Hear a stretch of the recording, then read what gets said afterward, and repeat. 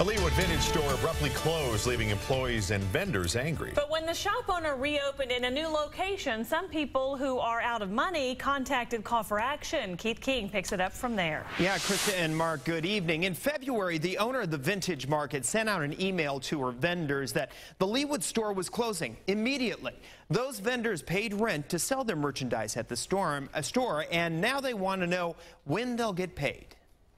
The vintage market at 79th and Lee Boulevard in Leawood sits empty. On the windows, painted chandeliers and decorative designs mix in with real estate signs. I came here on February 15th to drop off some inventory, and the front door was locked. Outside, I recently met with a group of vendors plus 2 employees. In February, the store's owner, Kim Dye, sent an email to vendors stating Vintage Market was closing effective immediately, and vendors have until the end of the month to vacate.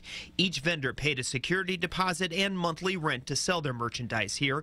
Once products sold, Dye kept 15% of the sale and paid the vendor the rest.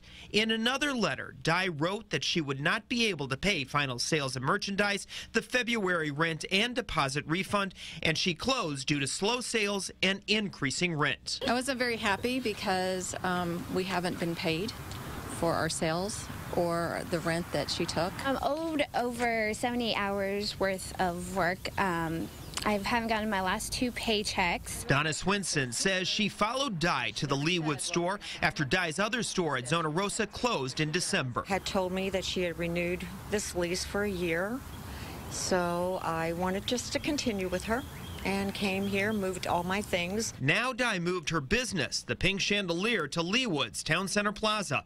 A recent newspaper article states the store has the flair of a Parisian flea market. Despite requests, Dye did not speak with me, but in a letter to vendors, she says she changed locations and business model to generate money to pay the vendors, stating she could have claimed bankruptcy, but is trying to take the honorable path. If she would have just kept the line of communication open, I think we would have all been more than willing to work with her.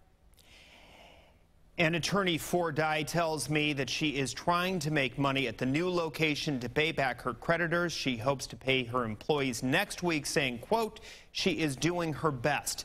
Besides owing employees and vendors, she also owes back rent at Zona Rosa and the 79th and Lee Boulevard location. I'll let you know what happens. For Call for Action, I'm Keith King.